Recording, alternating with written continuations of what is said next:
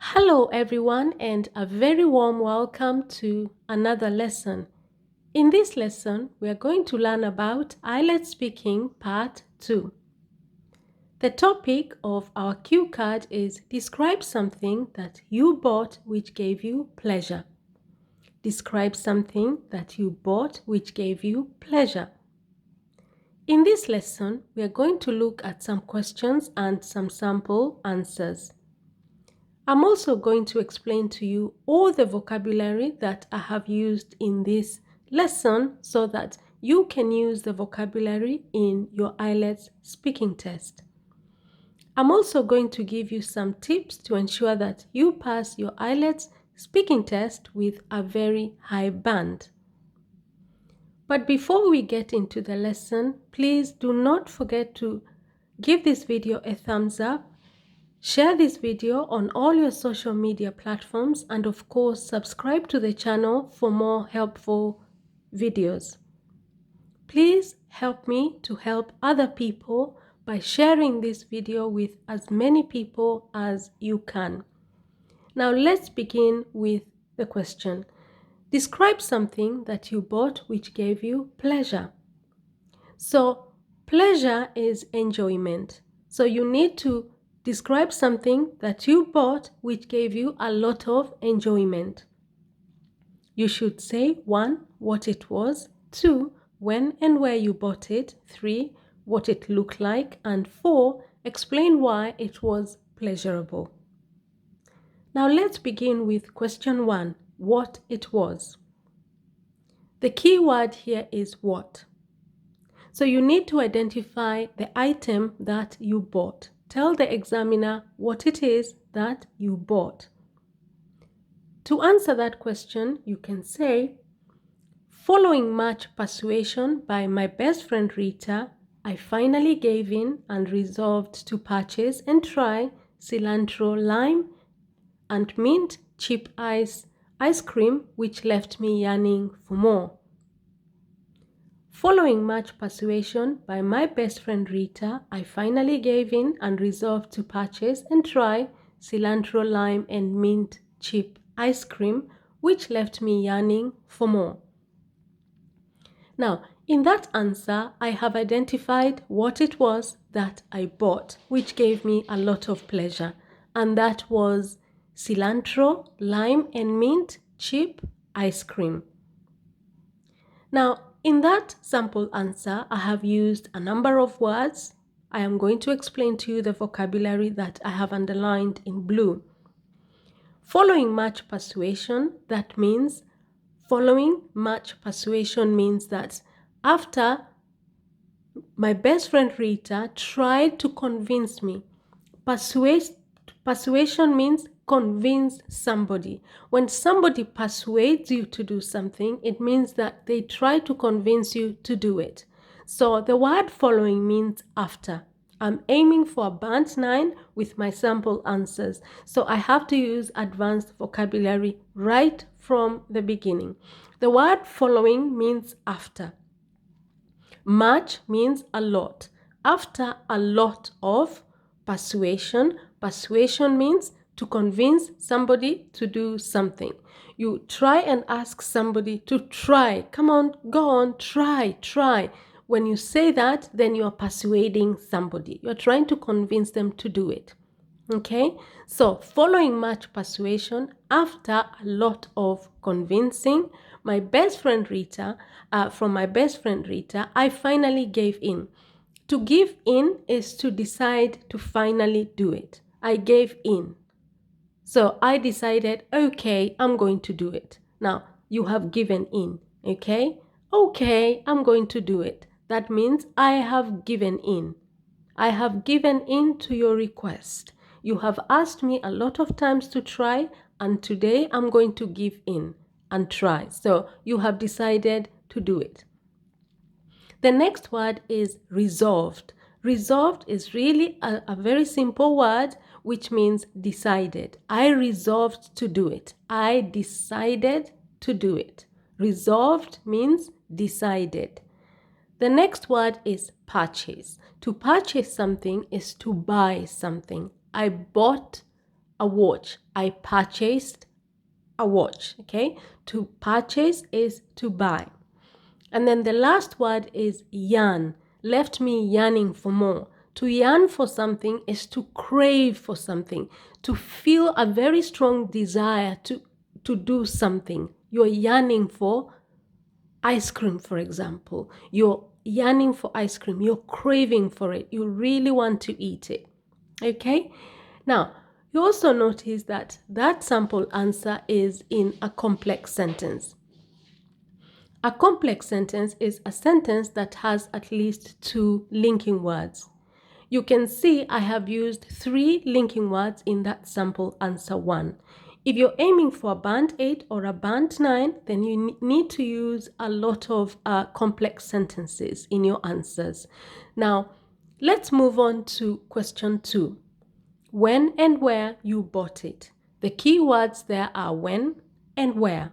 So you need to tell the examiner, when did you buy the item that gave you pleasure, and where did you buy it? When? Was it last week? Was it this morning? And where? Did you buy it from a shop? Where did you buy it? Now, to answer that question, you can say, I snapped up this unusually flavored ice cream last week on Wednesday from a local ice cream vendor on a scorching sunny day to help me cool down a bit during my lunch break. I snapped up this unusually flavored ice cream last week on Wednesday from a local ice cream vendor on a scorching sunny day to help me cool down a bit during my lunch break. So in that answer, I have explained when it is that I bought it, and that was last week on Wednesday. And I have explained where I bought it. That is from a local ice cream vendor.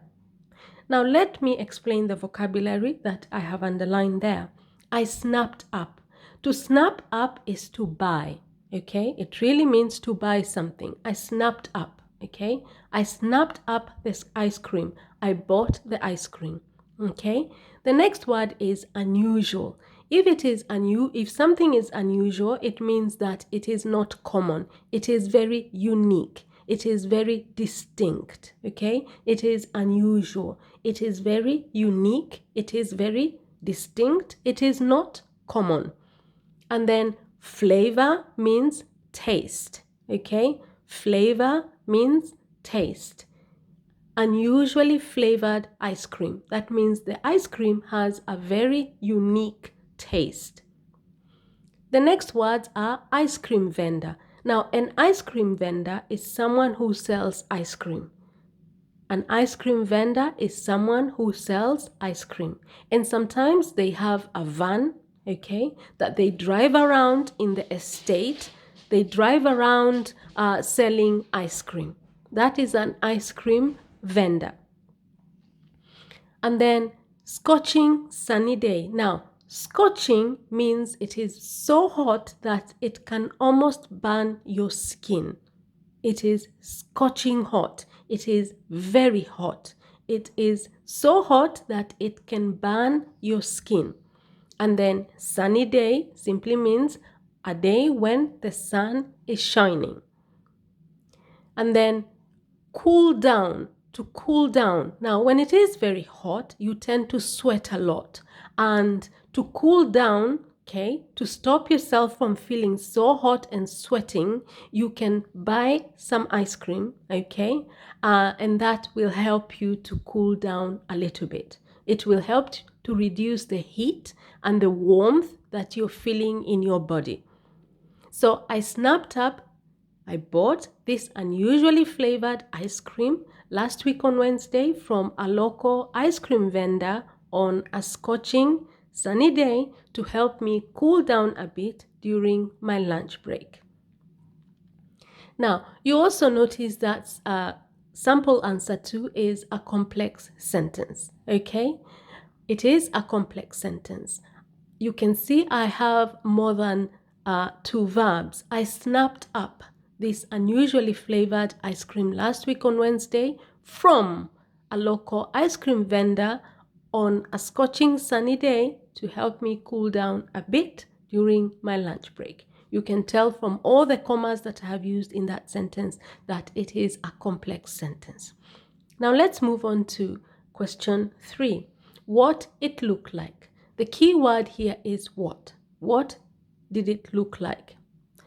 Now you need to describe the item, okay? You need to describe the item. If you're not very good at knowing how to describe things, have a look at my channel. I have a video about all the vocabulary that you need to describe things. So have a look at that. I will try and link that video in the comment section, okay? So what it looked like. You need to describe exactly what that particular thing that you bought looked like. What is its appearance? Okay. Now, to answer that question, you can say, the ice cream was served in a transparent plastic container and it was a mixture of lime green as well as a brownish shade, which made it very appetizing and inviting. The lime, mint, and chocolate flakes were distinctly layered but still really well blended together. The ice cream was served in a transparent plastic container and it was a mixture of lime green as well as a brownish shade, which made it very appetizing and inviting. The lime, mint, and chocolate flakes were distinctly layered but still really well blended together. So in that answer, I have described what that ice cream looked like. I say that it was served in a transparent plastic container. That means the ice cream was put in a plastic container that was transparent. Transparent means you can see through it, okay? You can see through it. A plastic container. And it was a mixture of lime green as well as a brownish shade. So now I'm describing the color. In the first part, I described the container that it was served in. I said it was made of plastic and it was transparent, which means that it was see-through. Now I'm talking about the color. It was lime green and brownish, okay? Lime green as well as a brownish shade. Now, shade means color, okay? A mixture means a combination, okay? It was a combination of lime green as well as a brownish shade. The next words are appetizing. That made it very appetizing. When something is appetizing, it means that when you look at it, it is very mouth-watering. Your mouth begins to fill up with water because you really want to eat it. Very appetizing. And inviting means that when you look at it, you get that urge to try to, to want to eat it. It's very inviting. Now, the next words that I've underlined are distinctly. Now, the lime, mint, and chocolate flakes were distinctly layered. Distinctly means that they were layered in a very unique way, okay? They were layered in a very unique way, one on top of the other, but still really well blended together. Well blended, to blend something means to mix something together, okay? When you blend something, it means that you mix it together, okay? So this ice cream, it was a mixture of lime green as well as a brownish shade, and it was very appetizing, okay? Very appetizing to look at and very inviting. And the lime, mint, and chocolate flakes were distinctly layered, that is very uniquely layered one on top of the other, but still very well mixed together, blended together. To blend something is to mix something together. Now, in that sample answer, you notice that I have used a lot of linking words. I have used and as well as which, but. So obviously it is a complex sentence, but remember, join your ideas together using linking words. Now let's move on to question 4 and explain why it was pleasurable. explain why it was pleasurable. In that question, the examiner wants you to give some reasons as to why it was pleasurable. Why is the item that you bought, okay? Why was it pleasurable to use, okay? Why was it pleasurable to use? Now, you can answer that question by saying, eating that ice cream was just heavenly due to the fact that as soon as each scoop hit my tongue, it melted instantly, bursting with an eruption of a mixture of mint, lime, and chocolate flavors. Eating that ice cream was just heavenly due to the fact that as soon as each scoop hit my tongue, it melted instantly, bursting with an eruption of a mixture of mint, lime, and chocolate flavors. So in that answer, I have explained why it was so pleasurable to eat that ice cream. I used the word it was just heavenly. Just heavenly means that it was extremely pleasurable. It was heavenly. It was extremely pleasurable. It gave me so much enjoyment. Okay? And then each scoop. Now, each scoop, when you're eating ice cream from a container, you use a scoop to get some of it into your mouth. Okay?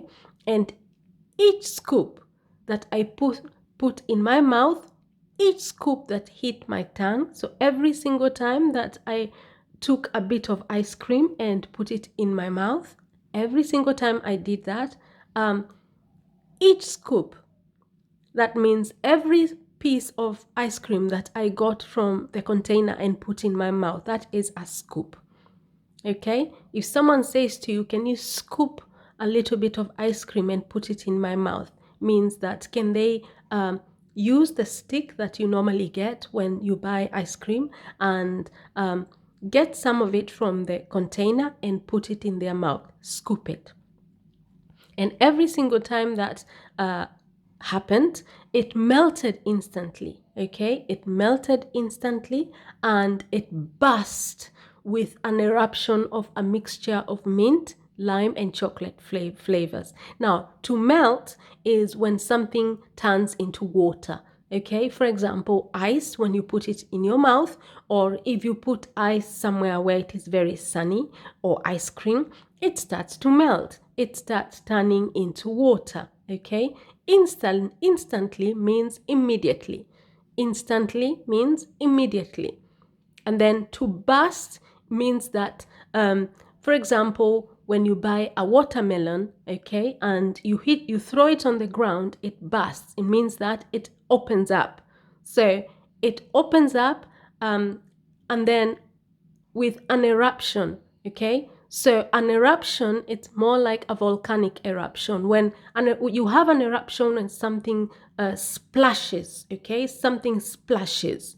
And every single time that I scooped that ice cream and put it in my mouth, it burst with an eruption of a mixture of mint, meaning that my mouth was filled with mint, lime, and chocolate flavors.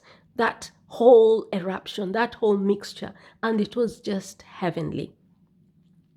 Now, you also notice that is a complex sentence. I have used a number of linking words due to the fact that and. And this brings me to the last section of our lesson. As I promised, I'm going to give you some tips to ensure that you pass your IELTS speaking test with a high band. Tip number 1, use complex sentences. If you want to get a band 8 or a band 9, a complex sentence simply has more than 2 verbs, or it has more than 2 linking words. So use complex sentences if you're aiming for band 8 and a band 9. Tip number 2, use a lot of linking words in your answers. Obviously, use the linking words correctly. If you will get penalized if you don't use linking words, but you won't get penalized if you use the linking words correctly. So if you use the linking words incorrectly, then you will lose marks. Okay, so make sure that you use linking words, but use them correctly. The next tip is use the correct vocabulary for the topic that you're talking about. And I have underlined for you and explained all the vocabulary that I've used in these sample answers. The next tip is, as soon as you get your cue card, for each question, underline the key words like I have done in number 1, what. Number 2, when and where. Number 3, what. Number 4, explain why. And make notes around those key words, because that helps to ensure that you do not go off topic once the examiner gives you the chance to start giving your answers. Now, the next tip is try to give your answers in the correct grammar or the correct tenses. Okay, that is extremely important. How do you know which tense to use to give your answers? All you have to do is look at the tense in the question in the cue card, what it was. So the verb there is was. That is in the past tense. So your answer should be in the past tense. In question 2, the verb is bought. It is in the past tense, so give your answers in the past tense. In number 3, the verb is looked. It is also in the past tense, so use the past tense to give your answers. Explain why it was pleasurable. The verb is was. It is in the past tense, so use the past tense to give your answers. Now, if you found this lesson helpful at all, please give this video a thumbs up. Share this video with other people so that they can also benefit from the lesson, and subscribe to the channel for more helpful videos. Now, thank you very much, and I shall see you in our next lesson. Bye bye.